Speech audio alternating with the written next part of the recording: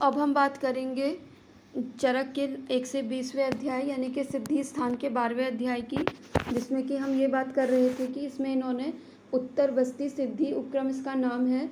और इसमें इन्होंने क्या करा है कि जो श्रेष्ठ बस्तियां हैं उनका वर्णन करा है। इन बस्तियों का प्रयोग हम क्या कर सकते हैं, किसी भी काल में कभी भी हम इसे कर सकते हैं। सबसे पहले तो इन्होंने इस अध्याय में ये बताया कि वमन आदि के द्वारा जिस व्यक्ति की हमने शुद्धि करी है यानी कि जिसका शोधन करा है उसको किन किन नियमों का पालन करना चाहिए। फिर उसके बाद जैसे शोधन के बाद हम क्या करते हैं, पेय आदि का क्रम चला करके पेशेंट की अग्नि जो है उसे संदूषित करते हैं। ठीक है, तो हमने जब उसकी अग्नि को संदूषित कर दिया है उसके बाद हम उसे नॉर्मल अन्न में कैसे लेकर के आना है, उन सब चीज़ों का वर्णन करा है। फिर ये बताया है कि जो जो चीज़ें हमें नहीं करनी है शोधन के बाद, जिसमें कि क्या है, उच्च भाष्यम यानी कि ज़्यादा तेज आवाज़ में बोलना, रथ वगैरह की सवारी करना, अति चंक्रमण, अति अशन यानी कि बहुत ज़्यादा भोजन करना, अजीर्ण में भोजन करना, विषम आसन, दिवा स्वप्न, व्यवाय यानी कि सेक्सुअली एक्टिव होना, ये सारी चीज़ें उन्होंने क्या बताई है कि शोधन के बाद आपको कुछ टाइम तक क्या करनी चाहिए, अवॉइड करनी चाहिए।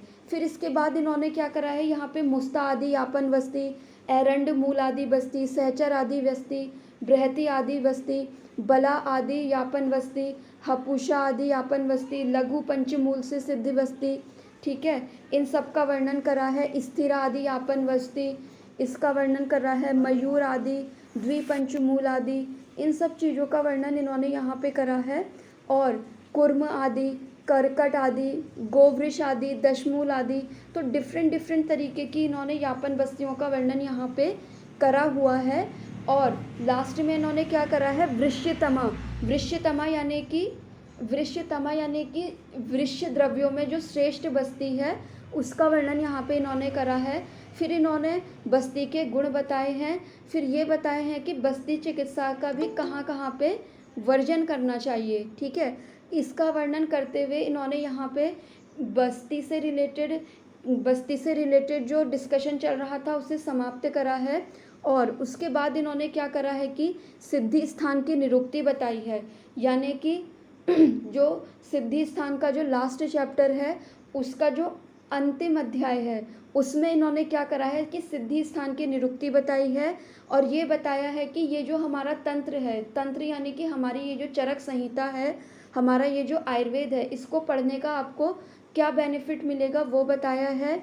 ठीक है, फिर उसके बाद इन्होंने ये बताया है कि किस तरीके से चरक ने, दृढ़बल ने अग्निवेश तंत्र को पूरा करा और उसको प्रतिसंस्कृत करा है। फिर उसके बाद इन्होंने इस अध्याय के लास्ट में और चरक संहिता के लास्ट अध्याय में जाकर के कहा, इन्होंने तंत्र युक्तियों का वर्णन करा है। ठीक है, तंत्र युक्तियों का 36 प्रकार की तंत्र युक्तियों का वर्णन करा है।